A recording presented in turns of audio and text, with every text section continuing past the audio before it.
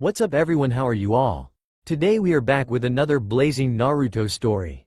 What if Naruto was banished but came back with godlike powers? Council bashing. If you enjoy then please like, share and do comments. 12 years ago, the Sandaime Hokage held the small baby out to his white-haired former student. Jiraiya, here he is. Jiraiya nodded and studied the seals that were still easily visible, even hours rushing after the sealing. Suddenly he stiffened. Damn Minato. I should have known you would pull something like this. The Sandaime leaned towards the white-haired Sannin. What is it? Jiraiya sighed. You know that Fuinjutsu is the art of sealing, right Sarutobi? When Sarutobi nodded the affirmative, the pervert continued. Well, normal scrolls are about as simple sealing can be. Think about it like this. Each word that exists has a certain meaning, and by writing this word down, you have sealed the knowledge into the paper that it was written on. Minato was a seal master, and he was working on a way to transfer the information sealed inside of an average scroll into someone's mind, effectively maximizing the time you could improve on something. This seal here, Jiraiya pointed to a seal on the infant's stomach, is the product of that research. When Minato first went out with all of his scrolls on sealing techniques, and especially Hiraishin no Jutsu, I began to wonder what he was doing. Realization dawned on the elderly Hokage's features. You mean to say that this child has all of the collective knowledge of the Namikaze and Uzumaki clans? All Jiraiya could do was nod. And this is just Minato's backup plan. Should a mind-altering seal ever be placed on Naruto, the seal will break, but the process must be jump-started by something that Minato found familiar. I believe that the focal point of this seal was based on Naruto seeing Kushina after the placement of the seal, cancelling out the interfering seal and flooding little Naruto's mind with all of the jutsu, research, sealing techniques, and whatever else Minato saw fit to place inside that seal. The Hokage looked pensive. Wouldn't that kill Naruto? That much information should overload his mind, if it were to all be absorbed at once. Jiraiya nodded. It would, but Naruto has two things going for him. The Kyuubi and the fact that the seal will release the information back to him while he sleeps, effectively allowing his mind to cope with the sudden influx of information. All of a sudden the doors to the Hokage's study were thrown open, an Anbu member skidding to a halt. Hokage-sama, the council wishes to see you. I believe they wish to decide the boy's fate. The Hokage nodded. Dismissed. The Anbu saluted and then promptly vanished in a puff of smoke. Sarutobi sighed as he eased himself into the chair. Damn vultures. They probably want to kill Naruto. Jiraiya walked to the door. If you can't stop them, I will. The Sandaime Hokage stood and walked out the door. They will not harm Naruto. I will make sure of that. Flash forward. The day after team assignments. Sakura was skipping happily towards her house, content in her thoughts of being on the same team as Sasuke. She stumbled slightly when she remembered that Naruto is on her team as well, but quickly banished that thought. Sakura quickly opened the door to her home and ran inside, slamming the door to get her mother's attention. Sakura's mother looked up from her work. Sakura, sweetie, how did it go? Sakura smiled. It went great, I'm on Sasuke-kun's team. Not even the fact that Naruto Baka is on our team too can bring me down. Sakura's mother's smile slipped. Say that 5 times fast, Naruto? As in Uzumaki Naruto? Sakura nodded and crossed her arms over her chest. Yeah, I know it stinks. I mean, he didn't even pass the Genin exam in the first place. How can he be a ninja? Sakura's mother frowned. Sakura-chan, there's something you should know about that. Brat, he isn't human. Sakura blinked. Mom, he's stupid and obsessed with me, but he's definitely human. No, Sakura, what I am about to tell you is an S-class secret, and you cannot tell anyone, or let anyone know you know this, or you will be killed. Uzumaki Naruto is the Kyuubi no Kitsune. The Yondaime was unable to kill the Kyuubi, instead he sealed away its power and turned it into a baby. Uzumaki Naruto is evil. End of Sasuke retrieval arc.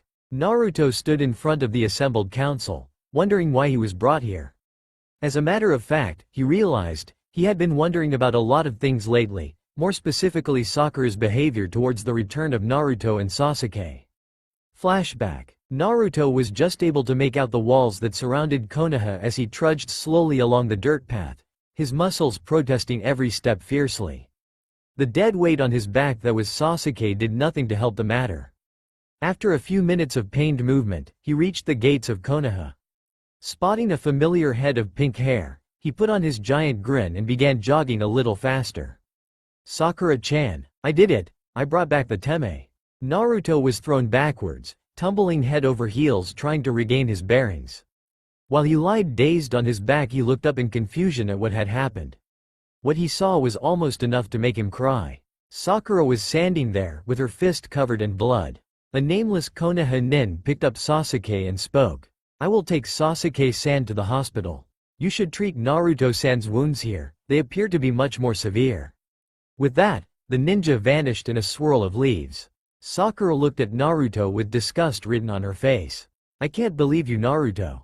How could you do that to Sasuke-kun? You were supposed to bring him back, not damn near kill him. Naruto attempted to speak but was cut off by Sakura. I knew you were jealous of him, but how could you beat Sasuke like that? Oh wait, I know it's because you really are a demon. If you can't get what you want, you start killing. As Sakura finished this final proclamation, she reared her fist back to hit Naruto again, when someone grabbed her fist and threw her into the ground. Naruto could barely make out Tsunade before he blacked out. Flashback end. Naruto took his seat at the epicenter of the circular council chamber. The council members quickly quieted down, and as though it had been rehearsed before, the man known as Danzo stood up and spoke. Uzumaki Naruto, you have been brought here today for your illicit assault against a shinobi of Konoha, Uchiha Sasuke. You have been found guilty by all members of the civilian council, and therefore, you have two options. You can be executed, or you can be banished, and have any memories of chakra-intensive techniques, and sensitive information sealed off by the memory seal. You may now choose. As he sat down, the doors were thrown open, and standing there was an enraged Tsunade. What is the meaning of this? You cannot sentence a Konoha shinobi without my approval. Danzo simply smiled. Quite right, Tsunade, but in this case, the council controls the sentence, due to the fact that there is only one Uchiha left, and thus we must make an example of his attacker. People cannot just attack the last of a clan and expect to get away with it now, can they? Tsunade just snarled as Jiraiya popped up from out of nowhere and walked up behind Naruto. Jiraiya spoke into Naruto's ear, Hey, Gaki. Take banishment, that way I can protect you without the council's interference, because you will no longer be a Konoha shinobi. Naruto looked upset, but nodded slightly. Danzo looked up. Banishment it is. My Nei forces will place the seal on him and be done with it, but for now.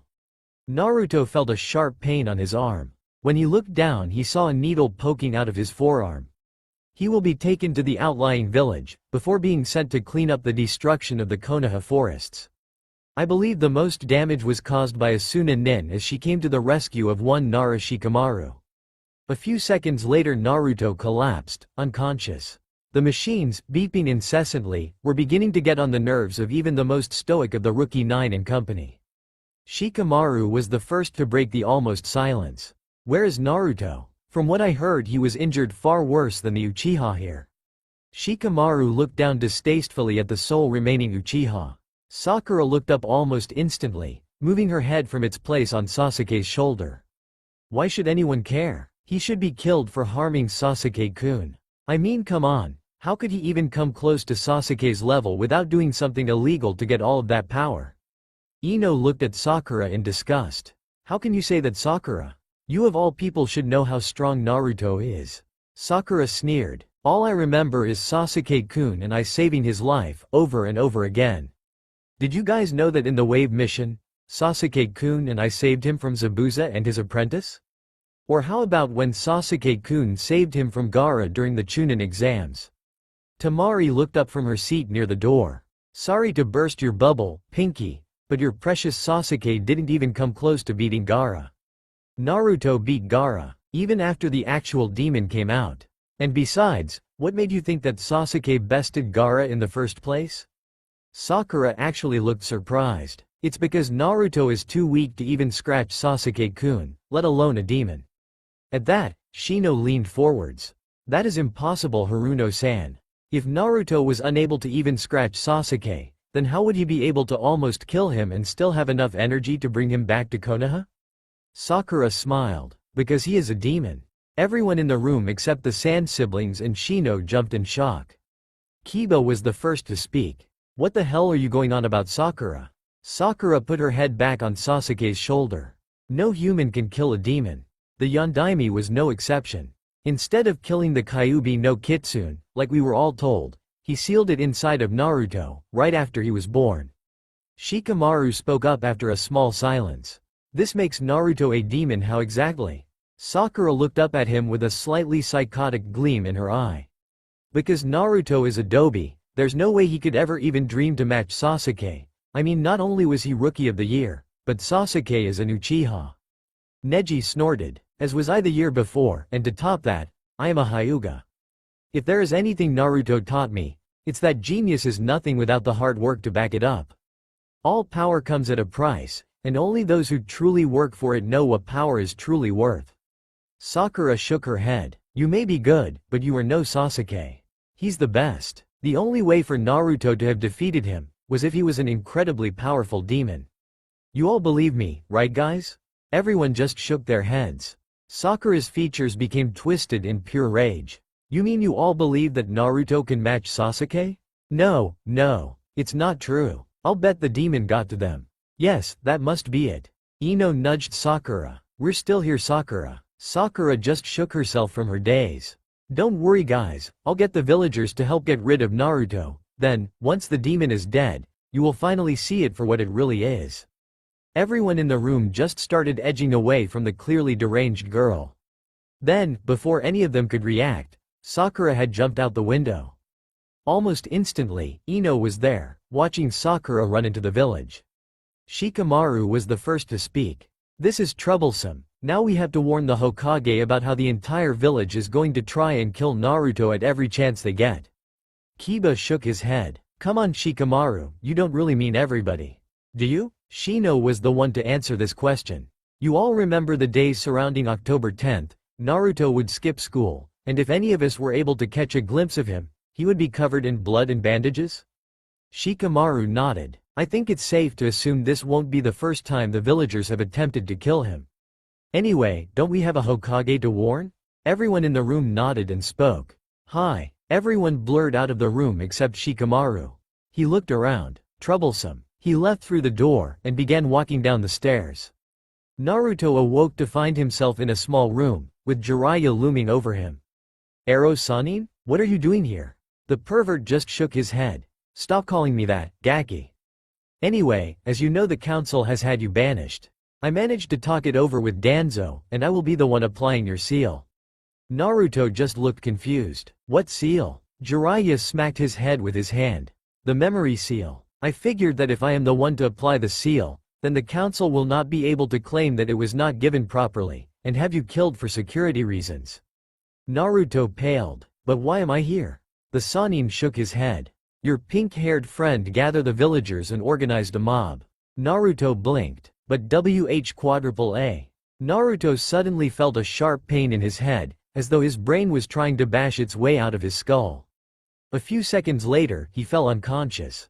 Jiraiya sighed. This is not going to be fun. One day later, Naruto wiped the sweat from his brow. He had been working at cleaning up the mess that some ninja had made in the forest. Some sand kunoichi took out all of the trees with a blast of wind. He hadn't really listened to what had happened. In his mind, all that mattered was that he was the one to be doing all of the work. Naruto sighed. What the hell did I do to deserve this kind of workload? I mean, I just came to Konoha. His musings were interrupted by a soft groan. Naruto jumped, swiveling his head to try and pinpoint where the sound was coming from. It didn't take long before he found its source. An arm sticking out of a pile of bowled-over trees. Hey, if you can hear me, make another noise. Naruto cocked an ear for a moment before hearing a much louder grunt. All right, give me a minute and I'll have you out of there. He leapt over to the log that was lying on the top, and placing both hands on the log, attempted to roll it off of the person's arm. After about a minute of straining himself, he slipped and smashed his head into the log. Hard. The wood began to groan and then toppled down. This first action created a domino effect, because soon after, the rest of the logs covering the person were following the first log down the hill. Naruto sat up, still feeling dazed from the impact. After clearing his head, he looked at the newly freed person. The first thing that came to mind when he saw the mass of red hair was a name. Kushina. Naruto blinked in confusion. Where the hell did that come from? He leaned over the girl and picked her up. Looks like she could use a hospital visit. At least I can finally take a break now. He shifted the girl around in his arms until he was carrying her bridal style. As soon as he felt that he had her in a decent enough hold, he began going as fast as he could to the nearest town, while attempting not to cause any more damage or wake her up. He only managed one of his goals. Hey shithead, put me down. Naruto flinched at the sheer volume of the cry. He looked at the foul-mouthed girl in his arms. Keep it down, would you? Is this any way to talk to the person who saved your life? The redhead sputtered indignantly. Help? I didn't need your fucking help, damn it. I would have been fine without your help, shithead. Naruto sighed. How about we try this again? Hello, my name is Naruto. What's your name? The girl glared at him. Tayuya. Hey, I know you. You're that loud-mouthed idiot who tried to bring that faggot T-ass pretty boy back to Konoha. How did that go, anyway? Naruto stopped and gently set Tayuya down against a tree. Ma, I heard about that mission, but I wasn't involved in it. I'm no shinobi after all. Naruto then plopped himself down right beside Tayuya, who looked like the world had ended. Like hell you weren't involved. Hey, what's that on the back of your neck? Naruto craned his head to the side, trying to get a better look. What's what on my neck? Is it a bug or something? Tayuya rolled her eyes. Shut up, Stumpy, and put your back to me. Naruto complied, mostly out of confusion. Tayuya dragged her fingertips lightly across his neck, tracing the symbols that made up a seal. Damn, what the hell did this kid do to be banished? From what I heard from people passing by, was that the mission was a success. Why would they punish the kid unless? Tayuya smiled wryly. Damn, favoritism at its greatest. Damn Stumpy, what the hell did you do to get yourself banished? She muttered under her breath. Naruto looked up. You say something? Tayuya instantly yelled at him. None of your damn business, shithead. Now, are you going to help me, or are you just going to take a nap? Naruto smirked. Well, I am feeling a little tired right now, so. Tayuya's eyes bugged out. Oh, fuck no, you are going to help me now, damn it. Naruto scratched the back of his head. As you command, Tayuya Haim. Naruto moved to pick up the girl but was met with a fist. Call me that again and I'll fucking castrate you. Tayuya yelled. Naruto flinched. He knew when to draw the line. He picked up Tayuya and began his slow journey home. Around half an hour later, the two of them were standing in front of Naruto's shabby apartment. This is where you live? What the hell kind of a shithole is it? Naruto shrugged. Looks aren't everything. Just as long as everything works in my apartment I'm happy, and unless you would rather go to the hospital. Tayuya smacked the back of his head. I told you, that is not going to happen. I may never be able to walk again, but there's no way in hell I am going to spend the rest of my life in a jail cell. Naruto shrugged and walked into his apartment, setting the swearing girl down on his couch before collapsing on the floor. Tayuya began pelting him with leftover instant ramen cups. Stumpy, get the fuck up, I'm hungry. Naruto just made a non-committal grunt and promptly fell asleep. Tayuya sighed. Bastard didn't even get me some food. Tayuya leaned back into the couch, trying to get to sleep. A few moments later, she succeeded. Naruto's mindscape. Naruto was standing on a grate, and in front of him there was a barrier. The barrier looked as though it was about to break, like a dam that was holding too much water. Naruto saw himself in front of the barrier beating on it as hard as he could. Soon, the barrier began groaning and buckling. He backed away from the barrier, unsure of how he was watching himself break down a barrier. Suddenly, the barrier exploded, but instead of water pouring out from it, images and information began streaming through the hole that had been made. Naruto was stricken with fear. He began running away from the stream, although he didn't get very far. He soon tripped over his own feet, and was temporarily rendered immobile as the information beam struck him in the forehead. The only thing he could do was sit there, and let the information continue into his mind. As the flow slowed, and then finally stopped, the room began to darken, until he could see nothing. Suddenly, images flashed past his eyes, almost like a slideshow. Naruto saw himself, then images of a dark-haired boy with an emo expression flashed past. And then Naruto realized something. He knew. He knew who they were, how he knew them, and most importantly, he knew himself. This may not seem like much to most people, he realized, But even just going one day without knowing yourself is 2 days too long. Soon after, the images faded, and then Naruto's consciousness fell into a deep slumber, giving his mind time to cope with everything that had just been unleashed upon his mind. However, one thing refused to leave him, even in his truly unconscious state. It sounded like a deep, extremely menacing voice, and it was coming from a giant red face that belonged to a fox, and it kept saying the same thing, over and over again. Kumorigakure. Acceptance is here. Yeah, my second fanfic. Hopefully, this one will have a much better reception than my first. Mostly because of the slightly longer chapter, and the unusual pairing. That, and my writing has greatly improved, I hope. Anyway, this is what shall be known henceforth as the canon pairings rant. Yeah, this is mostly just me complaining about how crappy the characters are in canon. Skip if you must, review or die. All of the girls in canon suck. None of them will end up with Naruto. Why? Because the entire series has become Sasuke-centric. He is insanely powerful in canon now, and Naruto can't even use Rasen Shuriken without getting his arm royally fucked. I mean, why not just rename the series Sasuke instead of Naruto? The way the series is headed, Naruto is going to become the major antagonist, because he keeps trying to get Sasuke to go back to Konoha. Anyway, Hinata is too shy for Naruto. Instead of giving Naruto a girl that just liked him, Kishimoto gave Naruto a creepy stalker girl who can't even show him that she likes him. And then just about all of the other girls in the entire series, minus Tenten and Temari, are all Sasuke fangirls. I mean, why not just kill Naruto off already? He's gotten nothing. The training he went through with Jiraiya did nothing to Naruto's character or his power. All that changed was his height and his goddamn clothes. True, he did need to get rid of the orange, but then his clothes weren't even changed completely. Sasuke got a complete overhaul on everything, and Naruto didn't get shit. Naruto awoke with his head feeling like it had been used for target practice by Tsunade. Naruto shuddered. The only person who can come back from one of those punches is Ero Sannin. I wonder if it's because he has built up a resistance to them. As Naruto sat up, cradling his head, he was lightly slapped. Naruto started, then slowly turned his head in the direction the slap came from. He saw a girl, with red hair splayed out across his couch. The offending limb laying just off of the worn cushions that made up his overused sofa. As Naruto stood up, he heard a low rumbling that came from Tayuya's stomach. Almost in recognition of her hunger, she brought her arm back onto the couch, and curled it around her stomach.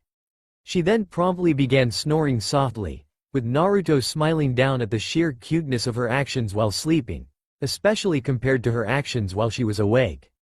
Naruto went to get some food from the cupboards, namely ramen. As Naruto set the water to boil, he heard Tayuya mumbling something in her sleep. After a moment of wrestling with his conscience, he walked over to Tayuya's head and leaned over it, trying to make out the words. Naruto. MMPHMMN Fu. Naruto leaned a little closer, and was met with a fist that sent him flying across his living room and into his television set. Naruto groaned, while lying in the debris that was once a television. He tilted his head up, even though his vision was swimming in and out of focus, and saw Tayuya, face down on the couch, with her fist straight out. She turned her head towards Naruto. "Where's my goddamn food, you asshole?" Naruto smacked himself in the face, then stood up and slowly ambled over to the boiling water while cursing his stupidity for smacking his already aching head. Naruto looked up from pouring ramen into the hot water as Tayuya eased herself into a sitting position. "Hey Tayuya, what's with all of the swearing? I don't think I did anything to deserve such harsh words, even if I did screw up your Sasuke retrieval mission." Tayuya twitched. "I thought you said you didn't know anything about that mission." Naruto blinked owlishly. "EHHH. Remember now?" Naruto shrugged. Tayuya smacked her head on the armrest, then sat straight up so fast Naruto could have sworn he heard bones snapping. "Wait a minute. Alright. Get over here, Stumpy, I need to check something out." Naruto nodded apprehensively. He knew how much those punches hurt. She has a lot more muscle compared to Sakura. Then again, Sakura just fawns on Sasuke. Tayuya actually trains. "Hi, Tayuya, just don't hit me again. Please?" Tayuya rolled her eyes as Naruto sat on the ground in front of her. "Weakling." Tayuya mumbled as she brushed Naruto's hair away from his neck to get a better look at the memory suppression seal that was in place the night before. Wa? How did this happen? Tayuya spoke under her breath. Naruto barely caught the words. How did what happen? Naruto asked as he turned around. Tayuya just shook her head in amazement. Or confusion. You had a memory suppression seal. My guess is that you were stripped of rank and banished from the Konoha Nin ranks. Naruto put his head to the side. But aren't those seals completely irreversible? That is why they are so complicated to make and apply, right? Tayuya nodded. Yeah, but one of the things Orochimaru was teaching us, being the Sound Five, was that although the banned seals, as they are called by most, cannot be removed, they can be protected against. Orochimaru was trying to figure out a way to do this. Naruto scratched the back of his head, and looked as though he was deep in thought. All of a sudden, his eyes lit up. Hey, Tayuya-chan, I think that was the longest you've ever gone without swearing. The sound of cracking knuckles and low growling was enough to snap Naruto out of his patented, thinking pose. His eyes widened in fear as he looked at a very angry Tayuya with the promise of pain in her eyes. Tayuya-chan? Naruto gulped. I think I better get the ramen, no? Tayuya nodded very slowly, the fire in her eyes diminishing slightly. And I have an idea for your training. Naruto looked at her, quite confused. Training? Naruto stood up and walked over the cooked ramen. Tayuya sighed. We have an unprecedented opportunity here, we would be fools to waste it. Naruto finished serving the ramen, sat down beside Tayuya and set her ramen down in her lap. You mean that since everyone believes that not only have my memories been sealed off, but the fact that they all think I am incapable of self-discipline or properly training myself. Tayuya's mouth was on the verge of being unhinged. What the fuck? She practically yelled. Naruto flinched, the noise causing further brain damage. When the hell did you get so smart? I may not have known you for long, but you didn't seem the type to use any words that had more than 3 syllables in them. Naruto closed his eyes. I'm not sure. I remember hearing those words before, but now I know what they mean, and how to integrate them into a sentence. He opened his eyes in time to see Tayuya's jaw go a little lower. I did it again, didn't I? Tayuya couldn't do anything but nod. Naruto just laughed, then closed his eyes once again. Well, if it was possible to feel smart, I'd imagine this is what it would feel like. Everything that I have been taught, everything I heard, it's all at my fingertips. Ahehe, my mind is organized. This is awesome. He smiled, and his eyes snapped open. What are we waiting for? I have nothing to do all day, for about half of a year. Let the training begin. Dear God, let the training end, was the only thought continually running through Naruto's mind, as his shadow clones practiced jutsus that Tayuya had stolen from the public study area, under a henge, of course, and he himself was run into the ground. The once limitless energy Naruto had quickly ran out, as soon as Tayuya figured out he had it. If Lee had seen the training regime Naruto had been put through for the past 6 months, even he would back away, spouting about how his flames of youth were not vibrant enough to undertake such training. The training was so intense and grueling, that it would scar your lives forever should you read it.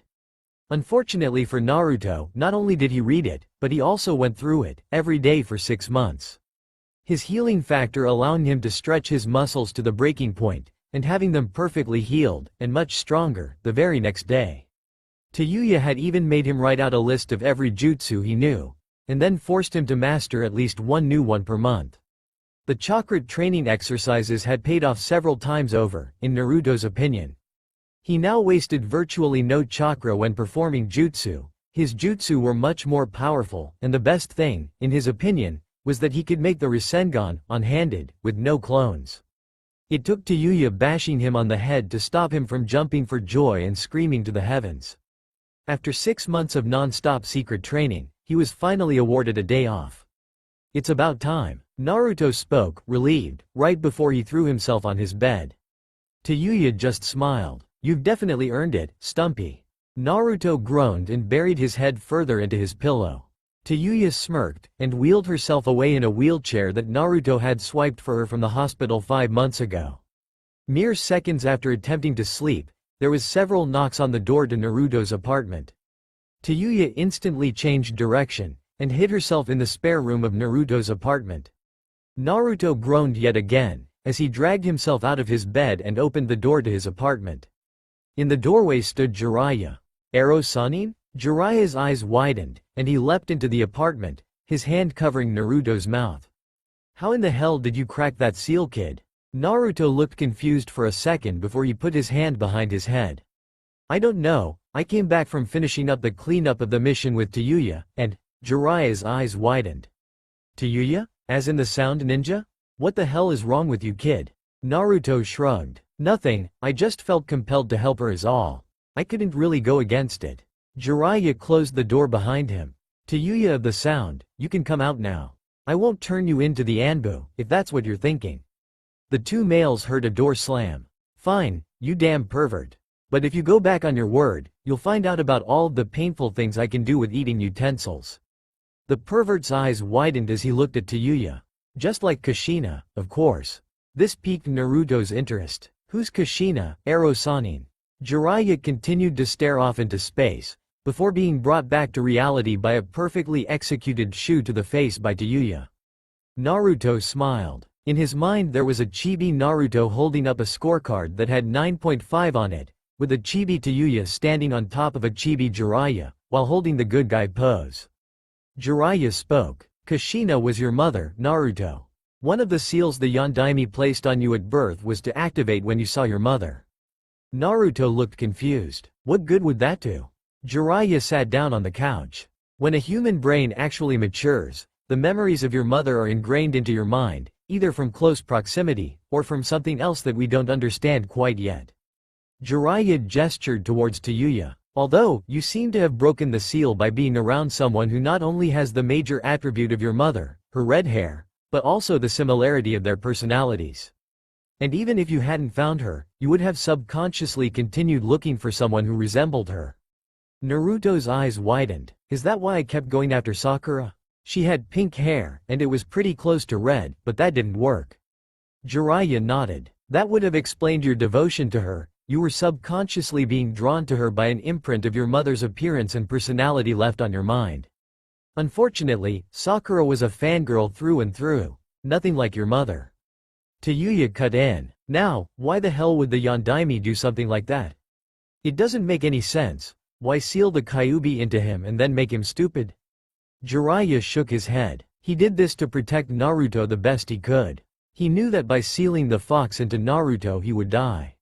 He also suspected that the villagers would fear him, although he believed the shinobi of the village to be able to discern the difference between the jailer and prisoner. He knew that if Naruto was in any way shown to excel at something, the majority of the villagers would believe it to be the demon's doing. So he dumbed Naruto down a little. Naruto stood up. Well, I understand. If I were to be unusually intelligent, the villagers would jump to the worst conclusions possible. Naruto scratched his chin thoughtfully. It may even have been worse than year 8. His voice trailed off at the looks his two house guests were giving him. Tayuya was the first to speak. Year 8? What the hell is so important about year 8?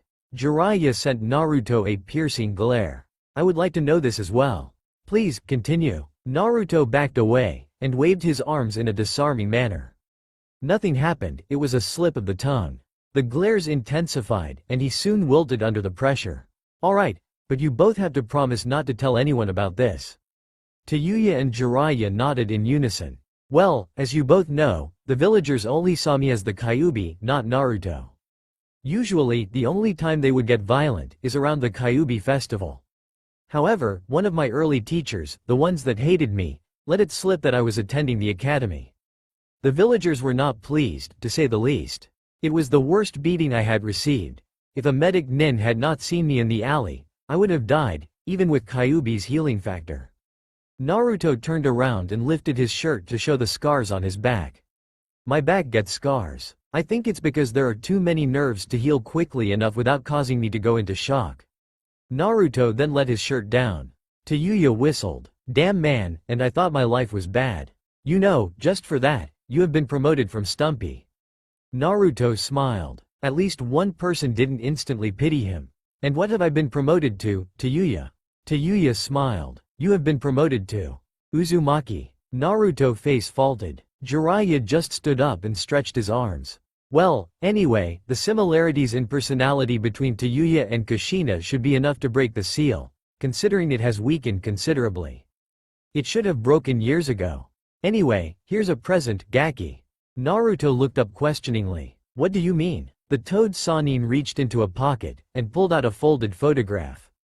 Naruto hesitantly took the picture and opened it, only to rock it back from a giant nosebleed. Jiraiya took the picture from Naruto's quivering body and looked at it. He smiled lecherously. Oops, wrong picture. Let me see here. He reached into several other pockets before pulling out yet another picture. Here you go, kid. This here's a picture of your mother and father. Naruto stood up, swaying slightly from blood loss. He took the picture from the perverted man and handed it to Tayuya. I don't trust him. Could you make sure it's not porn this time, Tayuya? Tayuya snorted. Fine, Uzumaki. She unfolded the picture. Inside the glossy photograph stood a beautiful red-haired woman and a blonde man whose arms wrapped around her tightly. Hold on, it's the Yondaime. Naruto jumped. The Yondaime is my mother?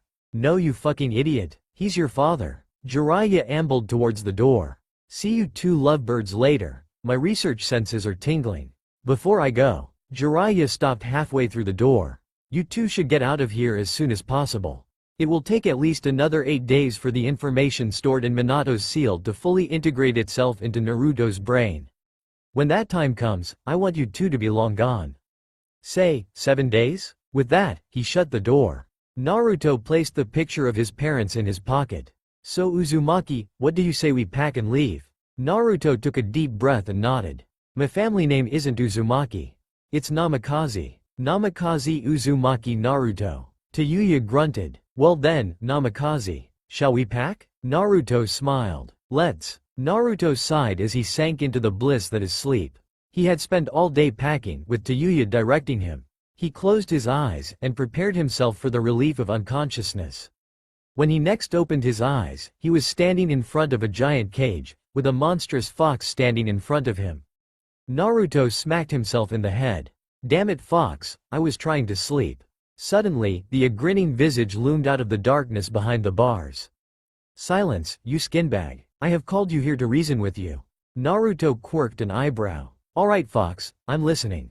The fox's smile vanished. I suppose it would be futile to attempt to dissuade you from taking along the cripple? Naruto snorted. No shit. The fox snarled. Fine, I was going to tell you a way to fix your friend's physical impairment, but if you continue to disrespect me like that. The threat was left out, but Naruto's eyes had lit up as soon as the Kyuubi had mentioned a way to restore Tayuya's body. How can I help her, Kyuubi-sama?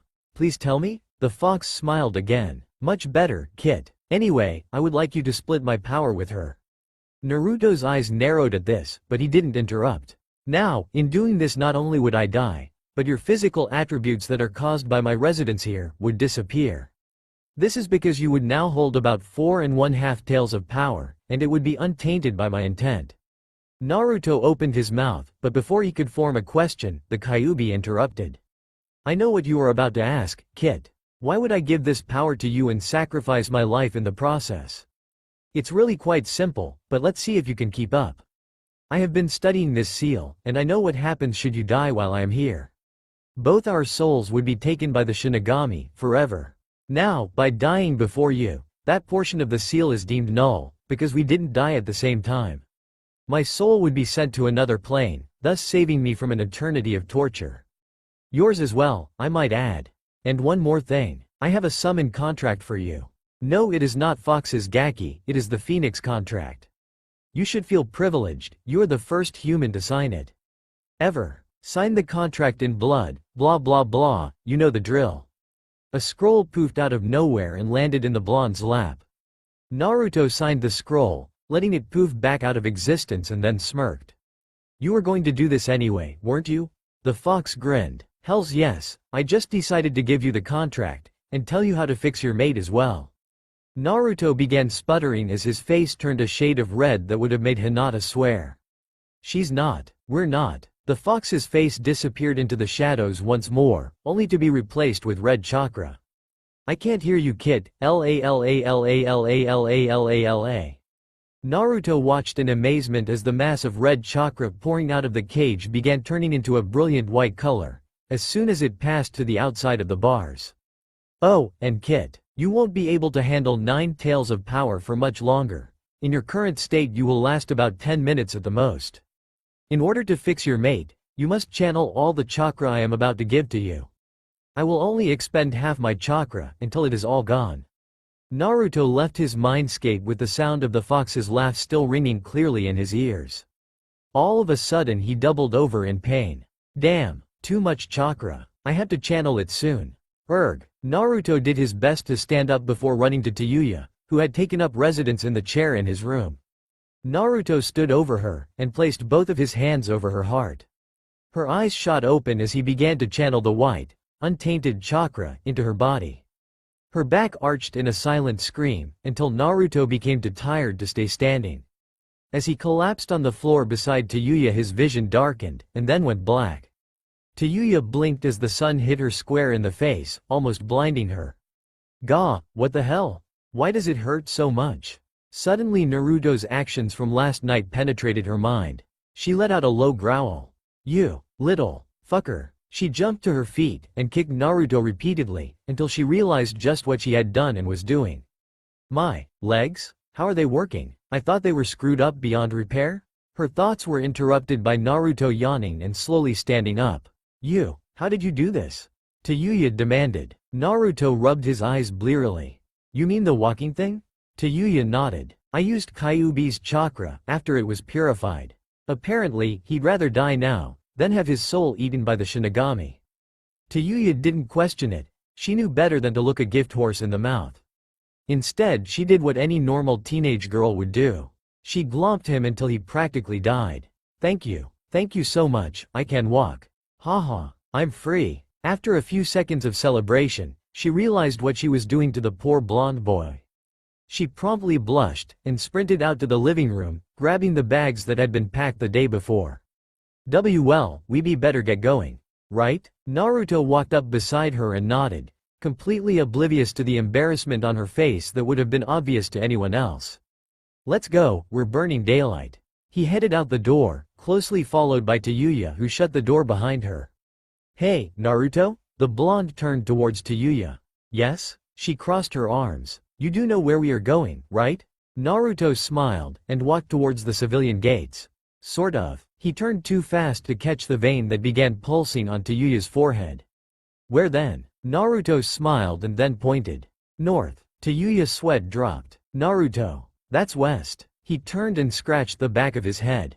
Then west it is. Good idea, Tayuya.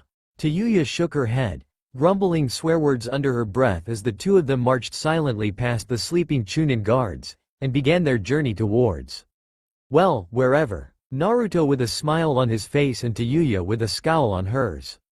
Are we there yet? Naruto whined. No, Tayuya responded, keeping her gaze locked on the ground in front of her. Things had gone from weird to worse, in her opinion. Mere hours after leaving Konoha, Naruto had admitted that he had no idea where he was headed. So she took over and headed towards the nearest town, which happened to be Tanzaku. However, that was not the strangest thing to her. In her mind, the true oddity was why she was refusing to look at him, or even hit him for being an idiot. She just couldn't do it. Damn it, what the hell is wrong with me? My logic is perfect. When Naruto does something idiotic, I hit him. It's not the hardest thing to do. Or it wasn't. What happened? Tayuya's train of thought was interrupted when she realized that Naruto had not spoken for several minutes. She looked up. Naruto? You still alive? She turned her head to her side, where Naruto was walking. She saw him walking with his head hanging low. What's wrong, Naruto? He stopped in the middle of the road and looked up at her, his deep blue eyes piercing through her facade of aloofness. I left them. All of my friends were there, in Konoha, and I left the... Tayuya interrupted. If they couldn't stop your council from putting the memory seal on you, if they couldn't protect you when you couldn't protect yourself, then they don't deserve your friendship. Naruto sat down sharply, looking dumbfounded. Tayuya couldn't help but let out an uncharacteristic giggle at the sight of Naruto's jaw unhinging itself as he stared at her in disbelief. She quickly put a hand over her mouth to muffle the noise. Naruto stood up slowly, dusting himself off and shaking his head. Well, I guess we should get going then, right? Tayuya nodded and began walking towards Tanzaku, but not before grabbing Naruto's hand and forcibly dragging him along the road. Naruto stood up and stumbled before catching himself and doing his best to keep up. Tayuya, why don't I just use the summoning contract I got from the Kyuubi? The summons can fly, right? Tayuya stopped so abruptly that he crashed into her back. What summoning contract? Naruto scratched the back of his head. Aha, the Phoenix summoning contract. Tayuya turned. You mean to say that we have been walking all this time when instead we could have been flying? Tayuya's left eye twitched. Naruto. Naruto backpedaled quickly. Tayuya, I'm summoning. Naruto bit his thumb and went through the hand seals. Kachiyose no jutsu. An extremely large smoke cloud billowed out from Naruto's hands, obscuring Tayuya's vision. As the smoke began to clear, a deafening screech exploded out from the epicenter of the smoke, blowing away the rest of it. Naruto stood atop of a giant bird made of black fire, the giant flames licking at the air with a hungry intensity. The bird stretched its wings, beating the air around it at the ground. Tayuya was hard-pressed to continue breathing. The phoenix let forth another earth-shattering screech before opening its flaming beak and forming words. Why have I been summoned? The phoenix leaned forwards, forcing Naruto to the ground in an uncontrollable tumble. The phoenix eyed the blonde boy with disdain. You are my summoner? The phoenix contract is not meant to be held by one as puny as you. Naruto's eye twitched. I'm not short, you flaming turd pile. Tayuya crept up behind Naruto. Naruto, I don't think that you should argue with a giant flaming bird that could easily kill us. Naruto looked down at her sheepishly. Well, if you put it that way. The phoenix chuckled. You are an interesting one, Naruto. However, before you can summon the noble phoenix clans, you must pass a test. Naruto paled considerably. A test? Oh man, I'm no good at tests. How about a ramen eating contest instead? Naruto's proposal elicited another rumbling chuckle from the immortal bird. I was thinking more along the lines of a test of your integrity.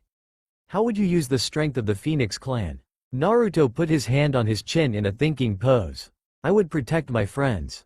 None of my friends will suffer for as long as I live, and for as long as they are my friends, I will protect them. The firebird seems slightly surprised at this statement.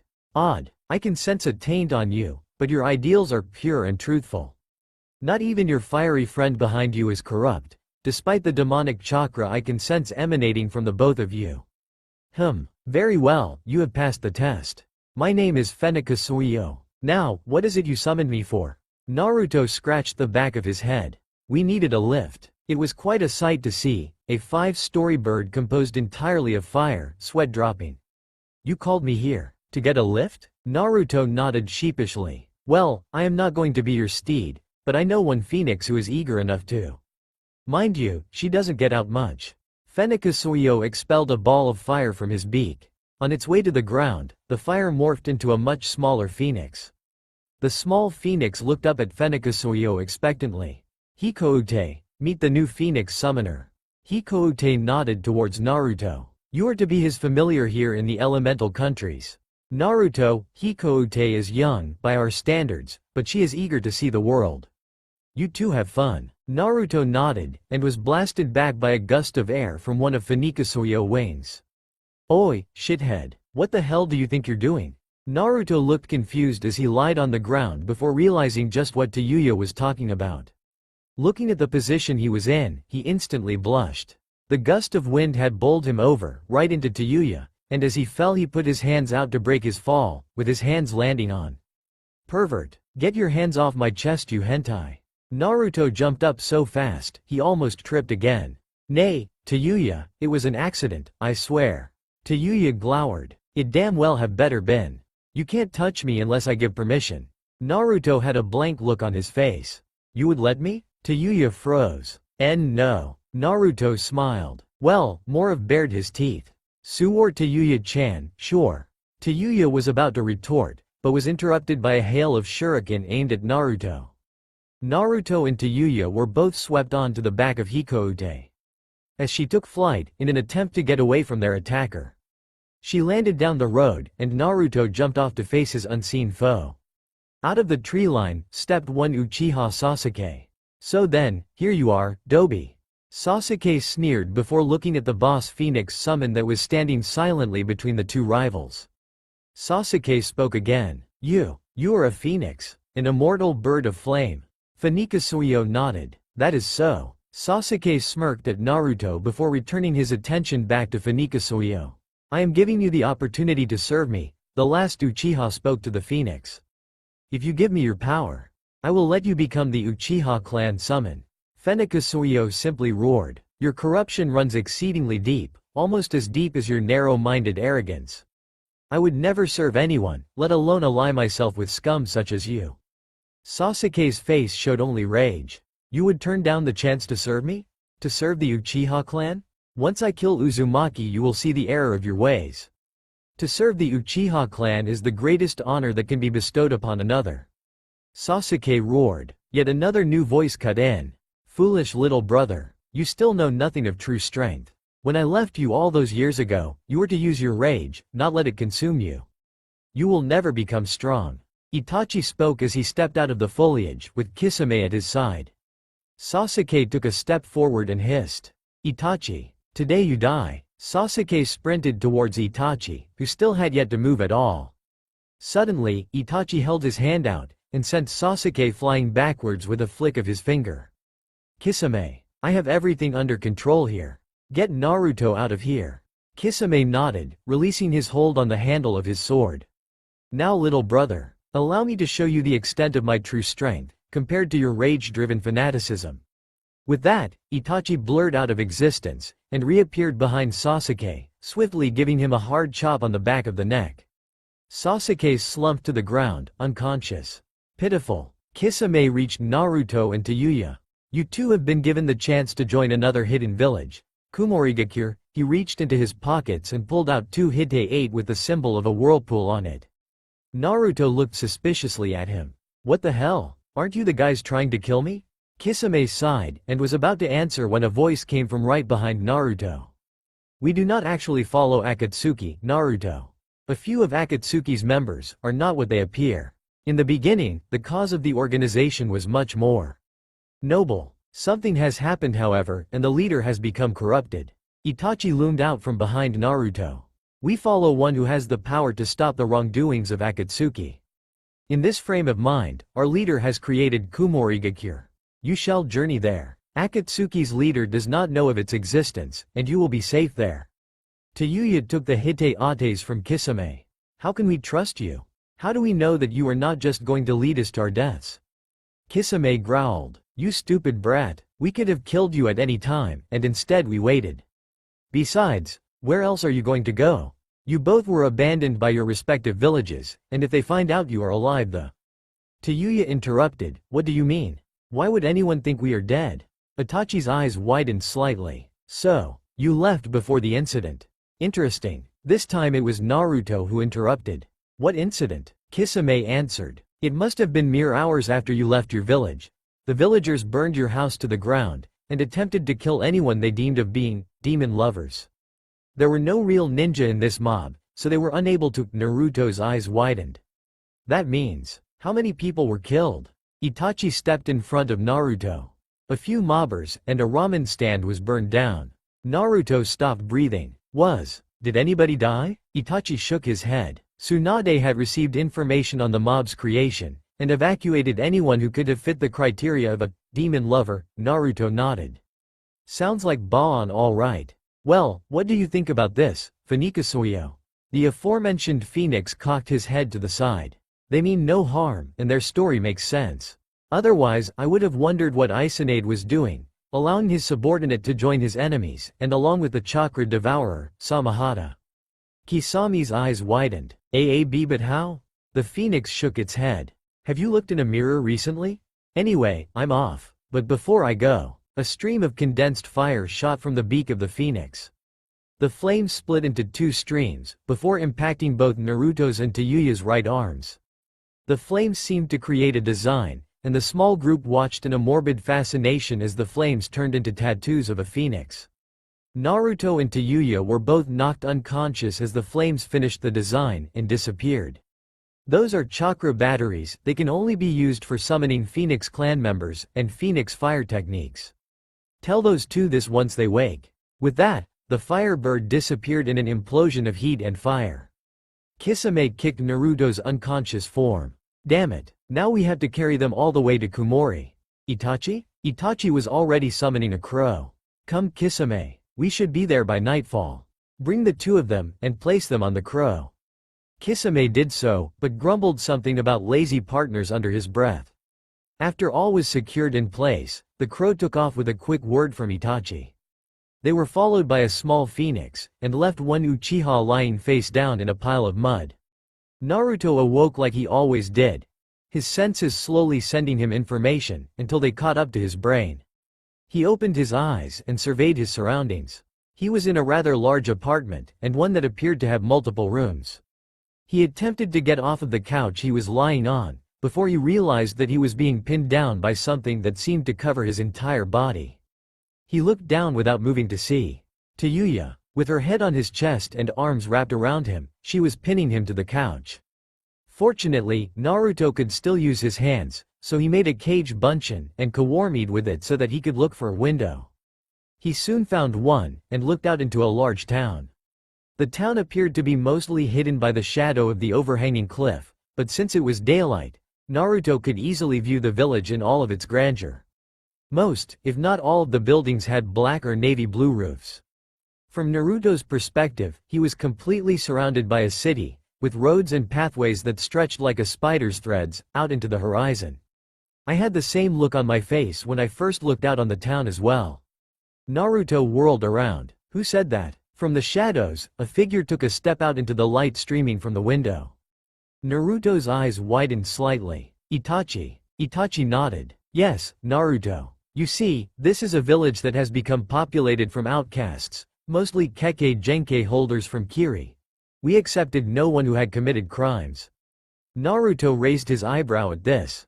You killed an entire clan, and they accepted you? What do these people deem as a crime? Itachi smiled, a sight which looked strangely out of place on the usually emotionless face. In all actuality, Naruto, I only killed 10 people of the Uchiha clan. The clan elders, Shisui, and Fugaku. I let Sasuke go because I had already used Tsukiyomi to implant images of the entire clan's slaughter. In fact, most of the remainder of the Uchiha clan live in this very building. Naruto was about to speak when someone interrupted him. Naruto, what the fuck do you think you're doing, you shithead? Itachi and Naruto winced simultaneously. Itachi wiggled his finger inside his ear. You sure picked a loud girlfriend, didn't you? Naruto shrugged helplessly, before the meaning of the sentence made it into his mind. Naruto tried to speak. She's not. We're not. It's, Gah, screw you Itachi. Itachi cackled maniacally. You two have 7 days to get settled here, and no, Naruto, there is no more room in this apartment complex, so you two will be living together. Itachi began to laugh again, but quickly silenced himself. You two are to be tested on your abilities, and then placed on a Genin team. Since Konoha is the closest village, you two will participate in the Chunin exams, along with a third member. You three, while Genin ranked, have already proven yourselves to be at a much higher skill level. Itachi walked towards the door beside the windows. You three will be expected to work as a team, therefore, you will share all of your skills, fighting styles, and specialties. While you are in Konoha, for safety reasons, you two will change your appearance and go by code names. Naruto is to be codenamed Byako, and Tayuya will be Sanoni. Your third member's name is Kuro. He was found by the Ikakage, and was shown to have a chakra bloodline. You will learn about his bloodline when you three meet. Tayuya suddenly barged into the room, surprising both ninja. What the hell do you mean by chakra bloodline, emo shit?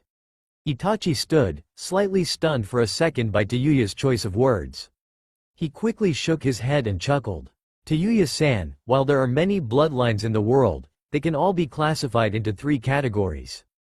Eye techniques, body techniques, and chakra techniques. If anyone can get me the translations for those last 2, that'd be great. I didn't change Jujutsu for eye techniques, because it would be too different to switch between Japanese and English for them.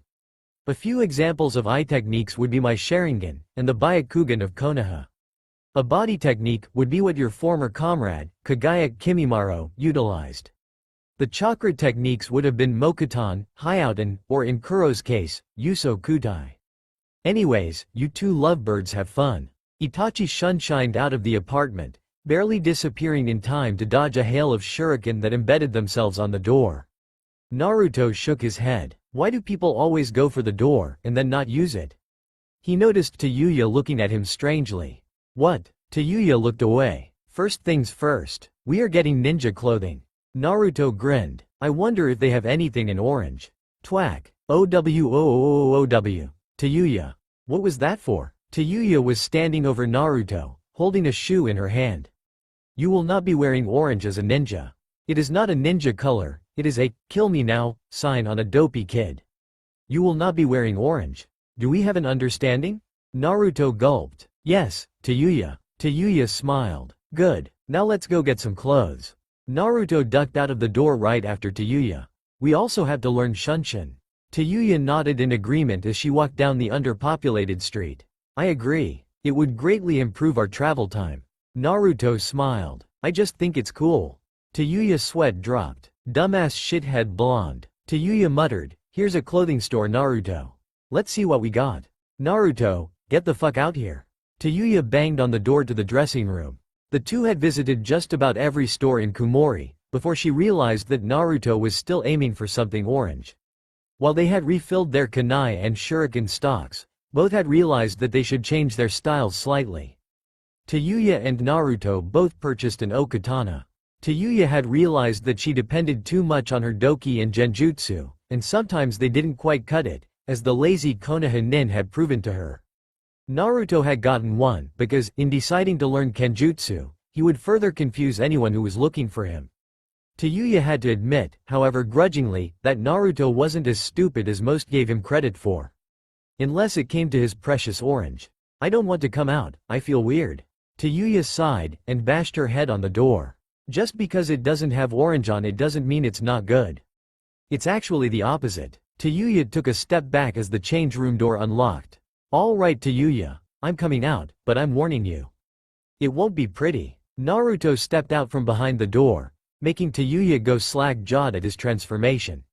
While Naruto had never been good-looking, she had never really believed it to be the fault of the hideous orange jumpsuit that he wore, but standing right in front of her was undeniable proof of that fact. Naruto was dressed in a black leather duster, which had metal plates sewn in certain places to protect the vital organs. Underneath the duster, he was wearing a tight black shirt, which had fishnet sleeves going down to his elbows. He had also put on fingerless gloves to complement his okatana. The gloves had one blade each that sprang out when chakra was run through them. When they were not in combat mode, the tips of the blades simply looked like a plate of metal on the back of his glove. His pants, which had changed into a dark green color, had hundreds of pockets, just about everywhere you could think of. Naruto was also sporting black combat boots, with metal plates placed inside the soles as well as the toes. Naruto was fidgeting nervously under Tayuya's scrutinizing stare, unconsciously fingering the okatana strapped to his back. Well, how is it, Tayuya? Tayuya? Naruto was waving his fingers in front of her face. He gave up trying to get her attention, and started poking her in the forehead repeatedly. She snapped out of her daze almost instantly, grabbing his hand as he went to poke her again. What the fuck do you think you're doing? Tayuya hissed, tightening her grip on his hand, crushing it into submission. Naruto was about to answer when the old woman who ran the clothing store came past. She looked at the two nin and smiled. You two really do make a sweet couple, you know that? There aren't many ninja who would go around holding hands in public, you know. She ambled past Naruto and Tayuya, humming to herself. Naruto and Tayuya began blushing. Tayuya seemed to realize that she was still holding his hand, and immediately let go as if she was burned. I'll see you later, shithead. She mumbled as she ran out of the store faster than Hireishin. Naruto could only stand there looking stunned. Then a dopey smile made its way onto his face. She is pretty cute. It's too bad I can't tell her that without being pounded. Naruto walked out of the store, the smile still on his face. I suppose I should train before I finish up for the day. Tayuya was sprinting down the street, dodging random people who stood in her way. She was only doing this subconsciously, her mind was more focused on what was happening to her. What the hell is going on? I'm not supposed to get embarrassed, I'm supposed to be the one embarrassing him. So why the hell do I get so disoriented around him? Tayuya turned a corner, and began jumping up the stairs towards her apartment. Naruto's in my apartment, she reminded herself, with only one bed. This is not going to be fucking fun. Although waking up in his arms felt pretty nice. Phewick, I'm starting to like him. Damn it, Tayuya slammed the door to the apartment and moved for the bed. I think I'll sleep on it. I'll feel better in the morning. The wind blew down the crowded streets of Konoha, ruffling clothes and hair as it passed. The civilians were everywhere, and they were joined by several ninja. The celebrations were just beginning, for it was the 2-year anniversary of the day that the Kyuubi had finally been killed. As it turned out, he had been harboring a sound kunoichi, and in the minds of many, this proved that the demon did indeed betray Konoha, and attempt to send the last Uchiha straight into the clutches of the Habi-sanin. There were 2 celebrations that surrounded the Kyuubi no Kitsune, one for his containment, and one for his death in the apartment fire that a mob had caused, finally getting rid of the demon, and his whore that he had been associating with. At least, this is what was on the posters that people put up, surrounding the days moving up to the day Naruto had died. Sakura snorted in disgust as she walked past the remainder of the Rookie 9. I can't understand why they still stand up for that bastard. He attacked a Konoha nin, and Sasuke-kun at that. What gives them the right to treat me like trash?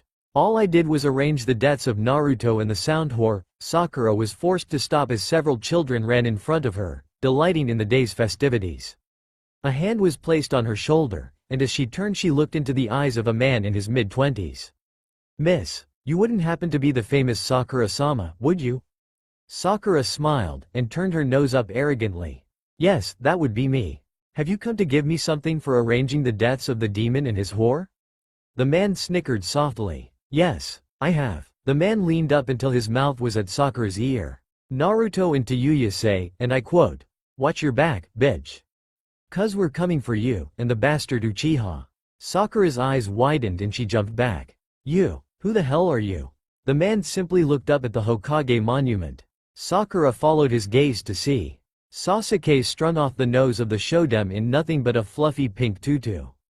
Sakura screeched and cocked her fist, fully prepared to hit the man for embarrassing her Sasuke-kun like that, before she realized that he was long gone. However, a whisper of his voice made it back to her. Enjoy the upcoming Chunin exams, bitch.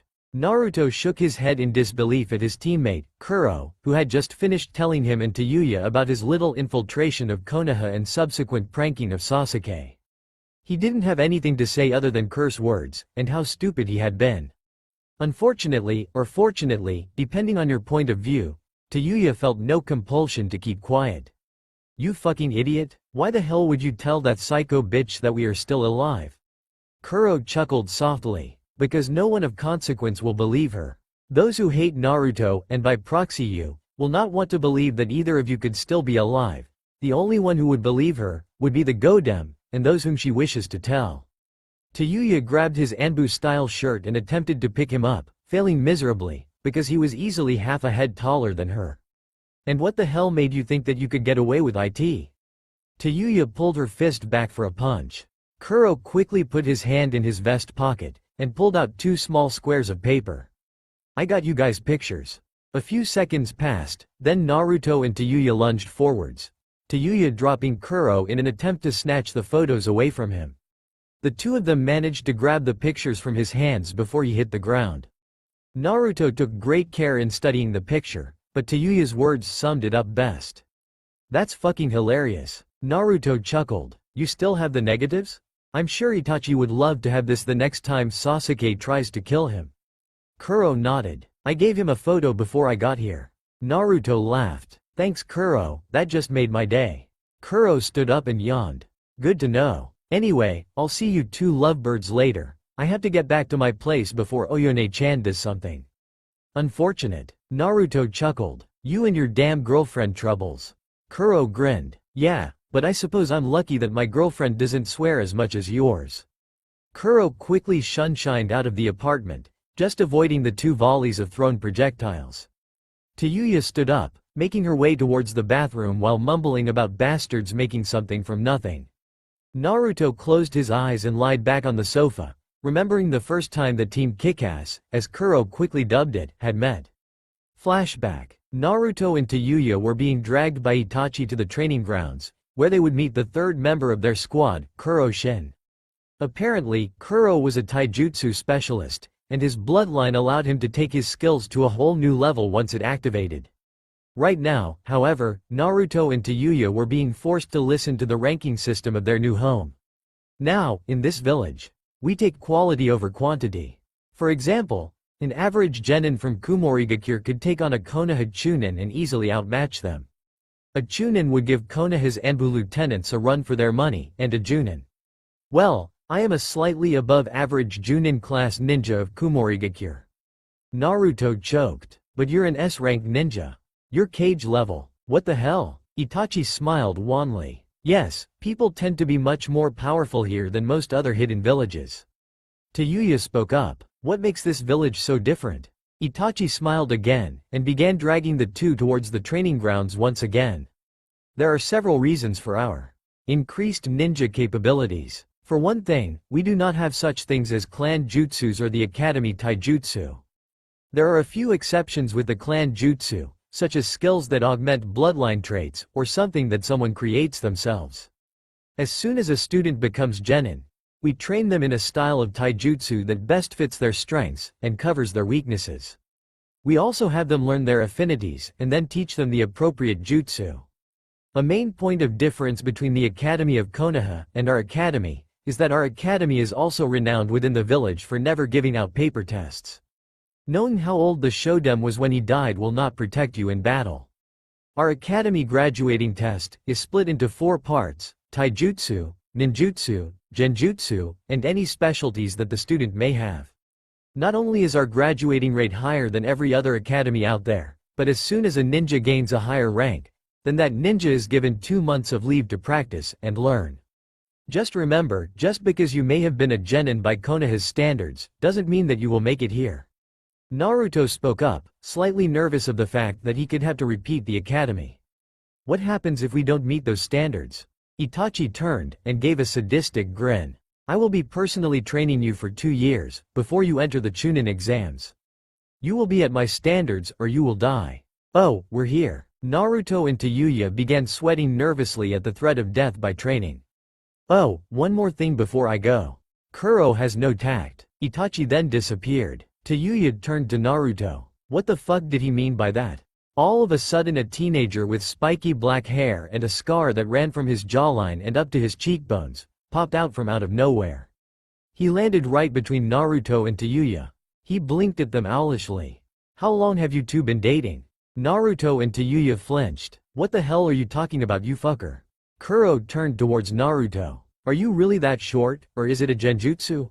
Naruto growled. Tayuya and Naruto shouted together before pummeling Kuro to a pulp. I'm gonna kill you. Flashback end. Naruto shifted slightly as Tayuya exited the bathroom, expecting some half-hearted verbal abuse from the fiery redhead. Naruto was pleasantly surprised when she just sat down at the far end of the sofa. Naruto lifted himself up into a sitting position beside Tayuya. What's up, Tayu-chan? Tayuya grunted. Don't call me that. Naruto chuckled as he poked her in the shoulder. Tell me why there has been a serious lack of swearing at me today? Tayuya huffed and leaned against Naruto, who was extremely surprised by her non-violent actions. Something must really be bugging her. She only acts this quiet when she's asleep, or thinking about something. I don't want to take any chances. Now Naruto was really confused. Chances with what? Tayuya mumbled something and then turned away. Come on, tell me. Tayuya sighed. Fine, fine. You want the truth? Naruto nodded. Alright, the truth is that. Well, you are my only friend. I don't want to mess that up. If I insult you, you may start to hate me. Naruto put an arm around her shoulders. Not gonna happen. I didn't have many friends growing up, mostly because I acted really annoying, so that the only people who would associate themselves with me would be true friends. I learned long ago to always look a gift horse in the mouth, no matter how innocent it may seem. Tayuya glanced up at Naruto's face. What the hell happened to you to do something like that just to protect yourself? Naruto sighed and put his head in his other hand. Well, I was an orphan of the Kyuubi attack, and so I was placed inside an orphanage. All of the caretakers were really nasty towards me, but the matron was nice, and kept trying to get people to adopt me. Finally, one day she succeeded, and an elderly couple adopted me. I was happy for about a week. You see, that couple's children had all died in the Kyuubi attack, and believed that I was the Kyuubi incarnate. So, after I got comfortable, and let down my guard, they put poison in my tea. Tayuya gasped, horrified that people would do something like that to a child. She knew that he had a crappy childhood, but that was a little extreme. I survived thanks to the Kyuubi, but that in itself seemed to prove to the villagers that I was the Kyuubi. In their minds, it was the only way I could have survived. It's kind of strange, if I had died, the couple would have been viewed as heroes for killing the Kyuubi, but since I survived, I was Kyuubi. Tayuya snarled, "Those bastards, are we going to kill them?" Naruto looked at her, half amused, and half afraid. If I attacked the villagers, I would become what they believed I was. I will not become a self-fulfilling prophecy. Did you say we? Tayuya answered with a grin. Hells yeah, friends should stick together. Naruto smiled. Thanks, Tayuya. You want to go out for some ramen? Tayuya laughed, and mock-punched the blonde boy. I'll go out with you, but no goddamn ramen. Got it? Naruto nodded and stood up. It's a date. Tayuya began to sputter uncontrollably. What? Naruto had his fox-like grin plastered on his face as he walked towards the door, after snagging his wallet.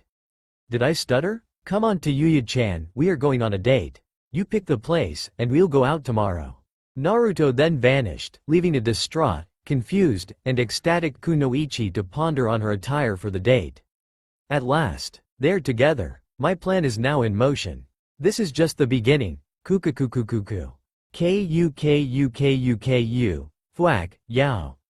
Damn it, that hurt. Thwack. Oh woo. Shut up and go back to sleep, Kuro, or I'll hit you again. Yes, Oyone-chan, just put down the sword. Finally they're getting together. I thought I'd end up tying them together for an entire day before they went out. Oh yeah, I already did that last week. Damn it. Tsunade was pissed. Dangerously pissed. As soon as the council figured out that Naruto had not been killed in the accident, they wanted to send Hunter Nin after him.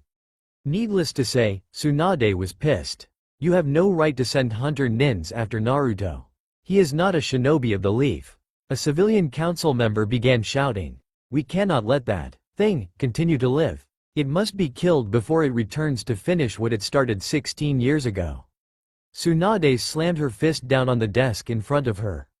That thing, as you call him, was once a shinobi of this village, and an extremely loyal one at that. I want you to give me one solid reason why we should send Hunter Nin after him, when he has done nothing to provoke us for over 2 years. A pink-haired woman from the civilian side of the council stood. Hokage-sama, with all due respect, the demon has obviously tricked you into thinking that it will not come back. Uzumaki Naruto might have become a great ninja, but that child died the moment the Yondaime placed the Kyuubi no Kitsune inside of him. Therefore, he is a danger to this village, and must be treated as such. Tsunade lost her temper. God damn it you idiots. You idiots. What happened to Sasuke when he attempted to go missing Nin? He was brought back, kicking and screaming, and several fine ninja nearly lost their lives to save one spoiled brat. You stripped Naruto of his rank for attacking someone of clan status, but through Sasuke's actions alone, many clan heirs nearly lost their lives. Why is Sasuke still a shinobi if he has committed such crimes? Tsunade sat down, emotionally drained. Hokage-sama, Sasuke-kun was under the influence of the curse seal, and we have tangible proof that this seal's effects were fueled by the demon's chakra. Tsunade stood. And where is this proof? I would like very much to prove that it is indeed authentic. One of the assembled council members stepped forwards and placed a folder in front of Tsunade. The council member quickly made his way back to the safety of his seat, as Tsunade opened the folder and began to review its contents. Mere moments after reading the first page, Tsunade's eyes bulged. There it was, actual evidence that the Kyuubi's chakra corrupted Sasuke's mind. Tsunade's eyes narrowed. Wait a moment. This theory only applies if Naruto continually released the Kyuubi's chakra directly into the seal. Even then, it would only give Sasuke more power with which to fight the curse seal. Who in the hell wrote up this report? As Tsunade's eyes reached the bottom of the page, she let out a small yelp and dropped the paper. The pink-haired woman stood up once again. As you can see, Hokage-sama, we were telling the truth. Bullshit. The pink-haired woman blinked. Excuse me, Hokage-sama, but you cannot dispute those findings. We had a medic Nin work tirelessly to get those results. Tsunade's eyes narrowed. These findings are falsified. The Kyuubi's chakra would not affect Sasuke's judgment. But you already knew that, didn't you? Sakura. Sakura smiled. I'm afraid I don't know what you're talking about, Hokage-sama. I found those results myself. You see, for some reason, all of the med nins that you trained seemed to have a tough time finding the truth. Why is that, Hokage-sama? Tsunade growled. I taught them to be impartial, Sakura. That is why I never taught you. You are not a true ninja. You seem to think that ninjas can't die until they fall in love, and have their happily ever after. Those are not the things a ninja believes, Sakura. Those are the things that an emotionally immature girl believes. Sakura matched though Hokage's furious gaze with one of her own. I was the best candidate for your apprenticeship. But you refused to teach me, and continue to refuse me, even though I have the entire civilian council supporting me. You just can't get over the fact that I was right, and that Naruto was a demon, so you keep denying me power to help Sasuke-kun. Tsunade slammed both her fists down on the desk in front of her, obliterating it and sending shards of wood everywhere. That's it. This council meeting is over. The civilian council will leave now. The shinobi council and I have important issues to discuss. Tsunade glared at Sakura, as though daring her to speak out against her. Sakura looked away, and left along with the rest of the civilian council members. So then, it is our turn to host the Chunin exams once again. Tsunade nodded. That is correct, Sume. However, we have a new hidden village that wishes to participate in them. There were some disgruntled murmurs as several shinobi recounted the sound invasion. Rest assured, they have sent a diplomatic envoy to ensure that their intentions will cause no harm to us or our shinobi. Hyuga Hiyashi coughed lightly. If I may, Hokage-sama. Who are they sending on this envoy? Tsunade grimaced slightly. I'm not sure, although Kumori has said they are sending their best genin team here for the Chunin exams. Hiyashi's eyebrows rose slightly. They are sending only one team? Surely they cannot be that arrogant? Tsunade smiled wryly. Kumori's standards are exceptional. Ninja are only given the opportunity to take the Chunin exams when they are deemed ready by the Ikakage herself. Hiyashi's eyebrows rose even further. Why would she do that?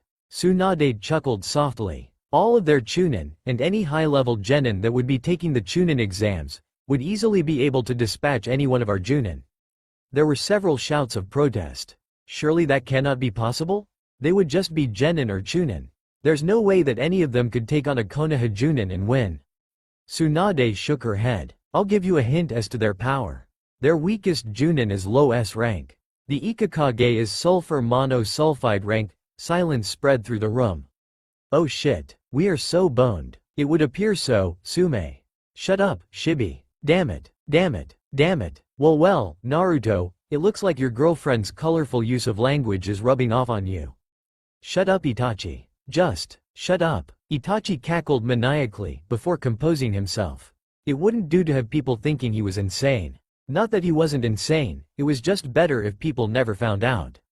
Tayuya grabbed Naruto's hand, and entwined her fingers with his. So, Naruto, how does it feel to finally come back to this shithole? Naruto chuckled at his girlfriend's blunt approach. Well, it ought to be better since they won't recognize me. This was true. Before beginning the journey to Konoha's Chunin exams, Naruto had been forced to dye his hair black. You aren't still upset about that, are you? Naruto's eye twitched. No, Kuro. I like having black hair. I like looking like an emo bastard. It builds character and strong bones. Kuro grinned. Glad you like it. Good idea with the mask, by the way. Your whisker marks are a little too noticeable? Yeah. Come on. Those things made blondie putty in my hands. Naruto's eye twitched violently. Typical Tayuya, using the power of the whisker marks for seduction.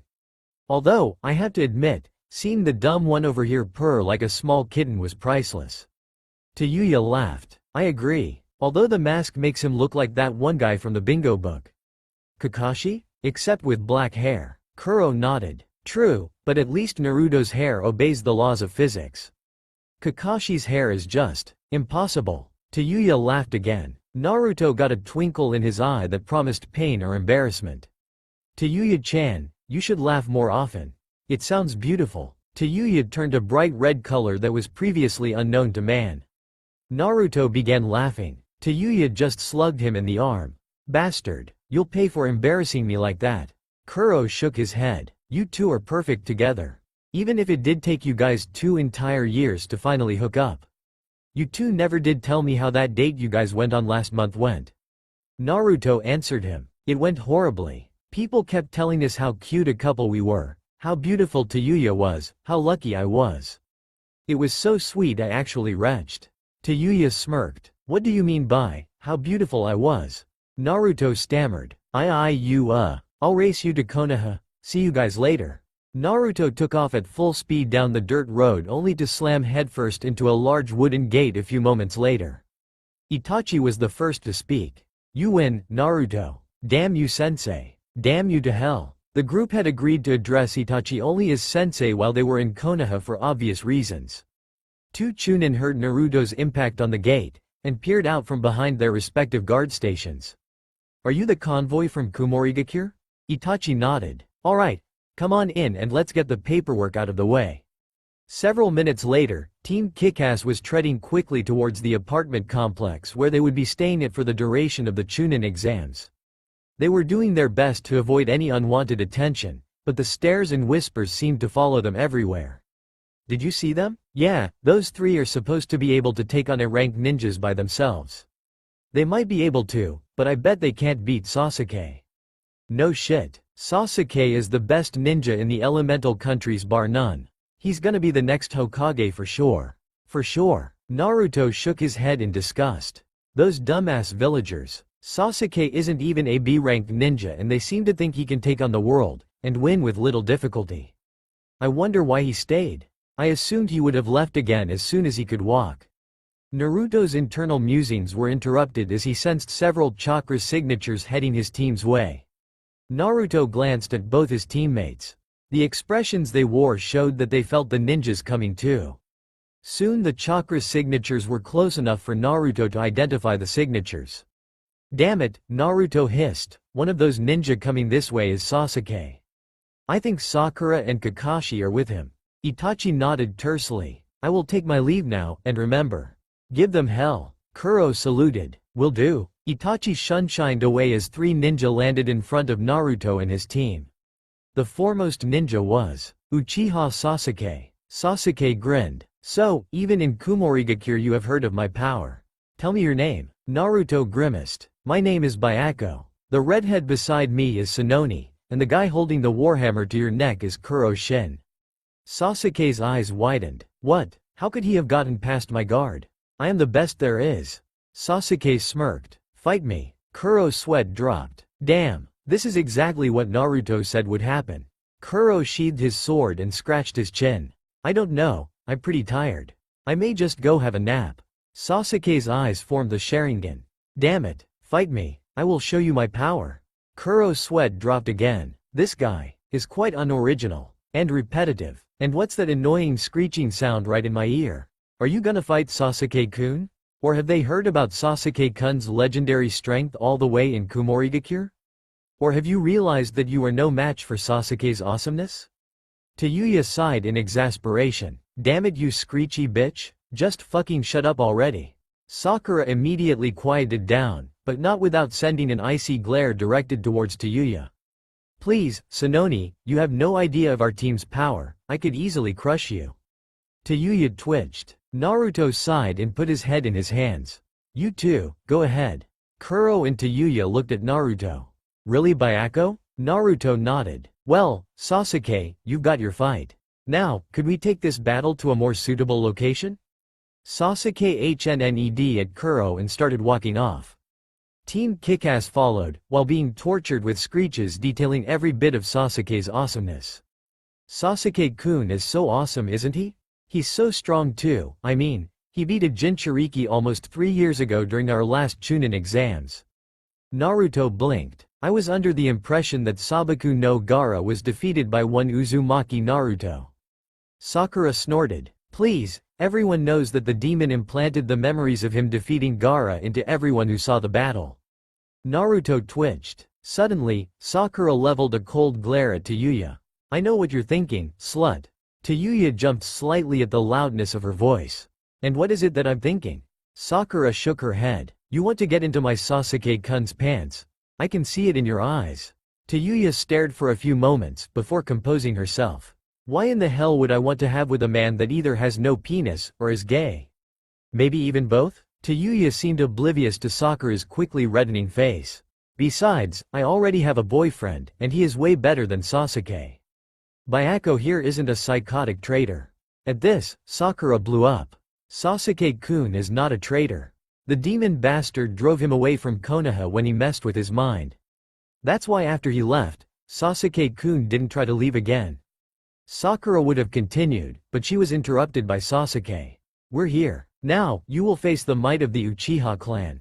Kuro hung his head. Egotistical bastard. I wonder if there's any desserts at the hotel? Chocolate. Kuro shook himself out of his daze. Come on, you banshee bitch, let's see what you got. Tayuya ran to the center of the sparring arena, and started bouncing off of each foot in a vain attempt to quell her excitement.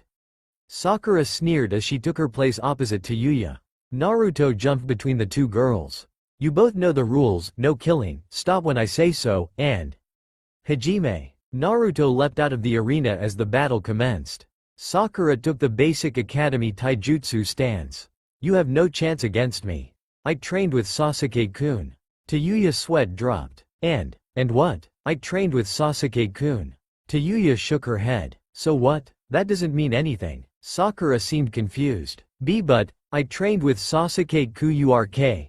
Sakura was interrupted when Tayuya launched a quick punch to the pink-haired girl's gut. Tayuya watched as Sakura fell to the ground, wheezing and coughing. Tayuya shook her head. Kunoichi, like you give us real Kunoichi a bad name, you know that? You can't always hide behind your teammates, because they can't protect you forever. How are you still alive? Sakura said nothing, only continuing to breathe weak, raspy breaths. Sasuke was almost instantly dragging Sakura to the outside of the ring, evidently in a hurry to start his match. Soon, the two combatants were ready, and Naruto quickly reviewed the rules once again. No killing, stop when I call the match, and… Hajime. Naruto quickly jumped back to observe the match. Sasuke quickly formed hand seals, and sent a fireball flying towards Kuro. As the fireball impacted, nothing was left on the earth but scorch marks. Sasuke smirked. He should have known better than to fight an Uchiha. Well, I am pretty stubborn. Sasuke's eyes widened, as he felt a cold steel blade against his neck. What? That's impossible. My Sharingan can see through nin and genjutsu, I know, but you seem to forget that that fireball you tried to hit me with blocked your vision of me. Kuro sheathed his sword and walked towards the edge of the arena. Uchiha, you seem to think that a jutsu can only be powerful if it's a flashy technique. You are wrong. While this could have escalated into a full-blown ninjutsu match if I had blocked your fireball, it was much easier to just avoid your jutsu completely, and catch you off guard. If you are the most powerful shinobi of the leaf, then the leaf is screwed. Sasuke made a few hurried hand signs as he rushed Kuro, attempting to blindside him. Chidori. Sasuke plunged his lightning-covered fist into Kuro's back, piercing all the way through to his heart. Sasuke smirked. Never turn your back on an enemy. Surprisingly enough, the only ones who seemed shocked at Sasuke's actions was the audience that the short battle had gathered. Sasuke continued to smirk until Kuro turned into mud. What the hell? Crunch. Sasuke hit the ground hard with a swift tap from Kuro's warhammer. Kuro shook his head. Bastard's got no sense of when a match is over. He just thinks about winning, whatever the cost. Kuro, Naruto, and Tayuya shunshined to the hotel. Kuro looked at Naruto and Tayuya. I hope Tayuya isn't a screamer. My room is right next to yours. Tayuya and Naruto both had twitching eyes. Boom. Kuro was sent flying backwards, into his room, while somehow slamming the door as he passed through. Naruto groaned as he fell back on the bed. Tayuya sat down beside him, and snuggled into his side. What's wrong? The council is going to be on our asses for beating up the Uchiha. Worry later, sleep now. Yes, Tayuya Haim. Jackass. Bang, bang, bang, ba crack. Damn it, I'm up. Hurry up, Kuro. The Konoha Civilian Council has demanded a reason for your unprovoked attack on Uchiha Sasuke. Oh fuck me. You wish, asshole. Well then, kindly leave the room as I clothe myself. Bastard. A few minutes later, Kuro emerged through the remains of a wooden door, only to be greeted by the sight of a tense Naruto and a nervous Tayuya. He grinned as he walked up to his teammates. "Let's get this show on the road." Naruto and Tayuya simultaneously groaned. "Shin Kuro, you have been brought before the council with regards to your unprovoked assault on Uchiha Sasuke. What do you say to this?" Kuro shrugged. "The guy wanted to spar. I sparred. He lost, that's all there is to it." A certain pink-haired girl stood up slowly, grimacing slightly while clutching her stomach. "I saw what happened. You attacked Sasuke-kun after the match was over." Tayuya snorted. "Yeah, right. The Uchiha shithead stuck a Chidori through Kuro's chest after the match ended. If it wasn't a Tsuchi Bunshin, then Kuro would have died." A nondescript brown-haired man stood up. "I can attest to that. Sasuke did assault the Kumori shinobi after the match was over, and thus, Kuro-san's actions should be considered self-defense." Quite a bit of grumbling followed this statement as the man sat down. Suddenly, the doors to the council chambers burst open, nearly flying off the hinges as an angry Tsunade barged into the middle of the room. "What the hell do you think you're doing? The civilian council doesn't have the authority to detain and question shinobi, especially shinobi from another village." Sakura stood up, trying to draw herself up to her full height, and wincing in pain as she did so. "Hokage-sama, I demand that the team from Kumorigakure be banned from taking the Chunin examinations in Konoha." The majority of the council members were nodding in agreement, while a few were shaking their heads and grumbling. Naruto quirked an eyebrow. "Looks like a few people are starting to see Sasuke for what he really is. I bet that whole stabbing people in the back with the Chidori thing is starting to get people's attention." The brown-haired council member stood up once again. "No charges are to be pressed. Haruno-san, Kuro-san was not breaking any laws by defending himself." Sakura's face turned red, before she stormed her way out of the chambers, closely followed by the rest of the council. Tsunade shook her head. "Damn overreaching bastards." Naruto chuckled. "Nay, it's fine, Hokage-sama, we didn't really have anything better to do this morning." Kuro smiled. "They were busy doing it last night." Tayuya turned on Kuro and punched him through the doorway. "Fucking bastard. Can I kill him?" Naruto chuckled. "No Sanoni, you can't kill him. Kuro is our friend, remember? Besides, if you kill him, you'll have to tell Oyone about it." Tayuya shuddered. "Good point." Tsunade smiled. "Well, thank you for your patience in dealing with the civilians. God knows they can be a pain." Naruto nodded. "Patience is a virtue. Goodbye, Hokage-sama." With that, Naruto and Tayuya dragged Kuro out of the Hokage tower. Tsunade chuckled. "This is gonna be one hell of a Chunin examination."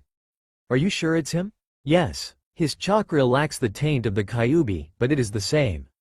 Damn it. The only reason I allowed him to be discharged was so that I could induct him into NA, but that damn pink-haired bitch ruined my plan." Now, even the best-laid plans sometimes go awry, do they not, Danzo?" "That is true, Orochimaru-sama. What is your plan, however? I cannot tell you everything, but I will indulge you a little bit. Namikaze Uzumaki Naruto will be dead, or under our control by the end of the Chunin exams." "How? He has become strong, ridiculously so, but he still has one weakness." "The girl?" "Exactly. Tayuya-chan will serve my purpose one last time. A little short, but I'm just kidding. Mwahahaha. So team, we have one day until the Chunin exams. What should we do?" Kuro spoke as he pulled an apple from one of his many pockets, and began munching on it. "I think I'm going to explore Konoha. I want to see if it's changed at all since I've left." Naruto spoke wistfully, glancing around at the brightly colored stalls of the civilian market district. Tayuya whacked him in the shoulder. "Liar. You're just going to that damn ramen stand you always talk about." Naruto scratched the back of his head sheepishly. "How'd you come up with that, Sanoni?" Tayuya crossed her arms and glared at Naruto. "You talk in your sleep." Kuro smirked. "And how exactly were you close enough to hear him, Sanoni?" Tayuya's eye twitched. "I know what you're thinking, retard, and nothing happened like that." Kuro smiled. "Okay then, why were you close enough to hear Naruto in his sleep?" Tayuya said nothing. "I knew it, you bastard." Naruto smacked himself in the face.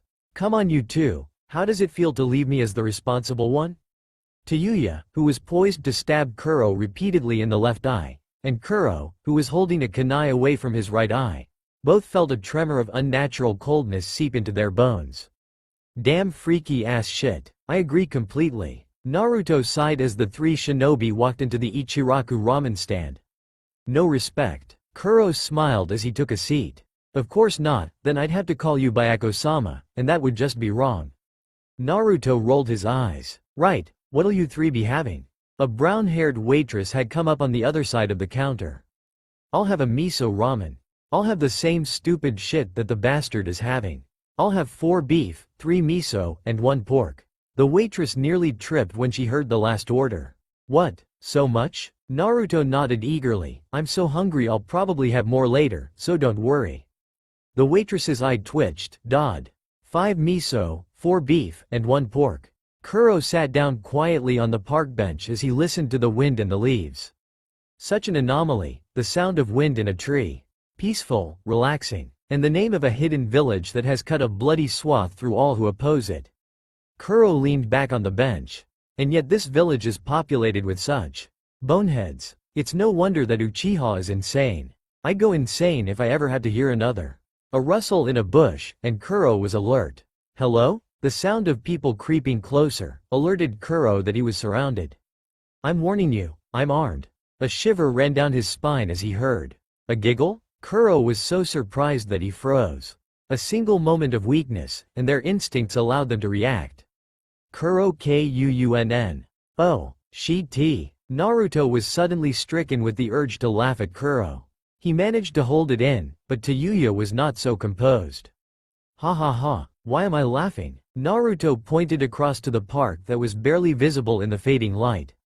Kuro could be seen screaming in fear, and running as fast as he could, away from a horde of what could loosely be called girls.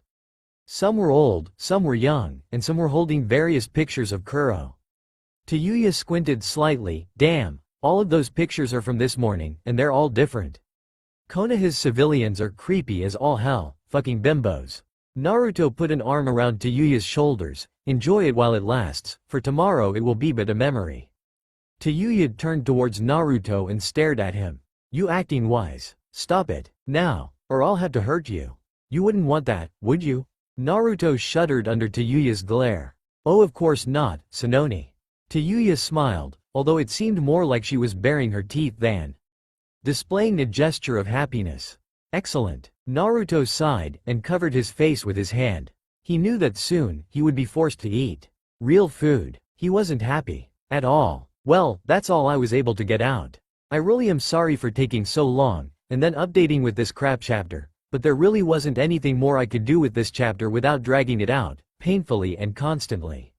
Fortunately, I have been working on a plotline for this story, which should make everything run a little smoother. However, I have to focus on school a lot. I am failing 1 class, and nearly failing 2 others, and I need to bring my marks up to a respectable number. Physics, chemistry, math, shudder.